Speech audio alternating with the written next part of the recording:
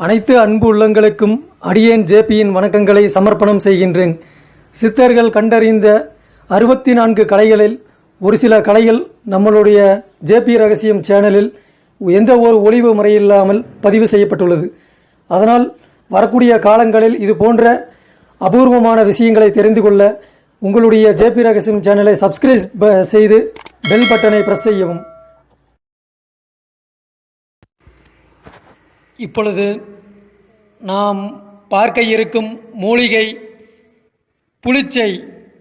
இந்த புளிச்சை மூலிகையானது காசரை, காசினி கீரை என்றும் அழைப்பார்கள். கைவடிவ பசிய இலைகளையும் சுனைகள் உடைய சிறு கிளைகளையும் தனித்த மஞ்சள் நிற பூக்களையும் உருண்டை வடிவ விதைகளையும் உடைய ஒரு சிறு செடி வகையைச் சார்ந்ததாகும். இதனை புளிச்சை கீரை என்றும் அழைக்கப்படுகின்றார்கள். இதனுடைய கீரைக்காக தமிழகமெங்கும் பயிரிடப்பட்டு வருகின்றது. இதனுடைய இலை, பூ, விதை ஆகியவை மருத்துவ குணமுடையவை. இலையானது எரிச்சலை தணிக்கும், காமத்தை பெருக்கச் செய்யும். இதனுடைய விதை காமத்தையும் பெருக்கும். இந்த மூலிகையை வகைகளில் மட்டும் பல வகையுண்டு. வெண்புளிச்சை என்கின்ற வெள்ளை புளிச்சை, செம்புளிச்சை, சிவப்பு புளிச்சை என பல வகையுண்டு.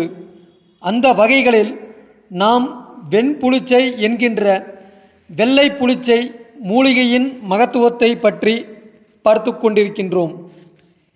இந்த மூலிகையை சித்தர்கள் பாடிய பாடலை பார்ப்போம். அத்தி வெப்ப நீக்கு மடர் சோபையை துளைக்கு, மெத்த உதிரத்தை விளைக்கும் வந்த இரத்தத்தின் மாசினி இலையை சாதம் வார்த்த என பேசுவிக் காசினி இலை குணத்தை காண். சித்தர் பாடிய இப்பாடலுக்கு உண்டான விளக்கத்தினை பார்ப்போம். காசினி கீரை அஸ்தி தாது சுரத்தையும் உதிரத்தின் தழுக்கையும் வீக்கத்தையும் நீக்கும். தாது வெப்பத்தையும் தணிக்கச் செய்யும். சிறுநீரகத்தையும் பெருக்கச் செய்யும். மலத்தை இலகுவாகச் செய்யும். இந்த கீரையை பருப்புடன் சேர்த்து நன்றாக கடைந்து உணவுடன் நெய் சேர்த்து உண்டு வர இரத்தத்தின் விருத்தியை உண்டாக்கும்.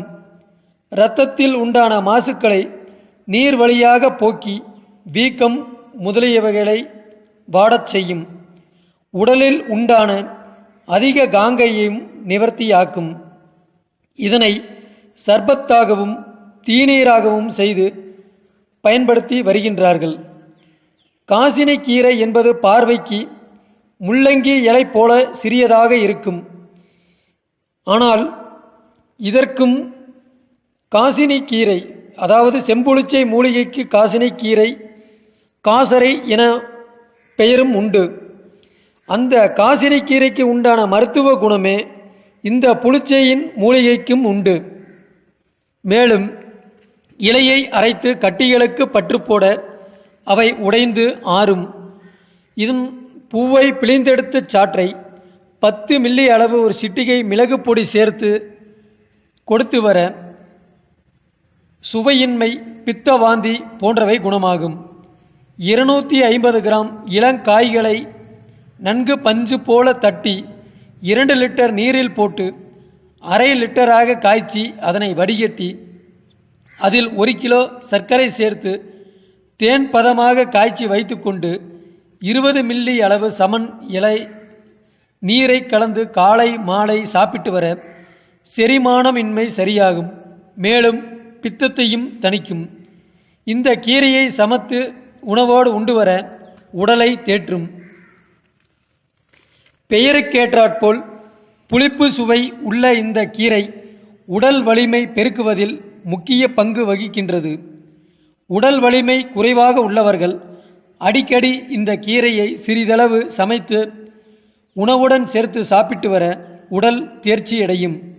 சுரி, சிரங்கு போன்ற சரும நோய் உள்ளவர்கள் இந்த கீரையை சட்னி செய்து உணவுடன் சேர்த்து சாப்பிட்டு வர விரைவில் குணமாகும்.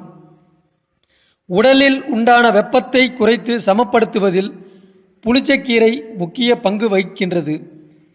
அனைத்து விதமான வாத கோளாறுகளை குணப்படுத்தும் வல்லமை இந்த கீரை பெற்றுள்ளது. மேலும் அனைத்து விதமான வாயு அதாவது கேஸ் பிரச்சனைகளையும் குணப்படுத்தும். மஞ்சள் காமாலை உள்ளவர்கள் ஒரு கைப்பிடி அளவு புளிச்சக்கீரையை அரைத்து அதன் சாறை எடுத்து பசும் மோருடன் கலந்து பருகி வர மஞ்சள் காமாலை படிப்படியாக குணமாகும். புளிச்சக்கீரையின் கனிகளின் சாறுகளை எடுத்து கரும்பு சர்க்கரை அதாவது நாட்டு சர்க்கரை சேர்த்து அதனுடன் மிளகு சேர்த்து சாப்பிட்டு வர மலச்சிக்கல் பிரச்சனையும் குணமாகும். உடலில் உள் உறுப்புகளில் உண்டான வலி வீக்கம் இவற்றினை போக்கும். இரத்த ஓட்டத்தினை சீராக்கும். புளிச்சக்கீரையை நன்றாக மைப்போல அரைத்து பூசி வர கட்டிகள் விரைவில் கரையும். புளிச்சக்கீரையின் பூக்களை நசுக்கி சாறு எடுத்து சிறிது மிளகு பொடி சேர்த்து தேனில் கலந்து சாப்பிட்டு வர இருமல் குணமாகும் மற்றும் சளி போன்றவற்றையும் வெளியேற்றும். காசநோயை குணமாக்கும் இந்த கீரை மேலும் இரத்தத்தையும் சுத்தம் செய்வதில் முக்கிய பங்கு வகிக்கின்றது. அதாவது மேலும் காசினி கீரை என்பது வேறு. எடுத்துக்காட்டாக வெள்ளை குண்டுமணி என்ற மூலிகையை அதிமதுரம் என்று எவ்வாறு கூறுகின்றாரோ அதுவைப் போல இந்த வெண்புளிச்சை அதாவது புளிச்சை கீரையும் காசரி என்றும் காசினி கீரை என்று கூறுவார். ஆனால் உண்மையான காசினி கீரை என்பது வேறு. அடுத்து வரும் பதிவினில் செம்புளிச்சை என்ற மூலிகையின் மகத்துவத்தை பற்றி பார்ப்போம். நன்றி, வணக்கம், வாழ்க வளமுடன். ஓம் அகத்தீசாய நம.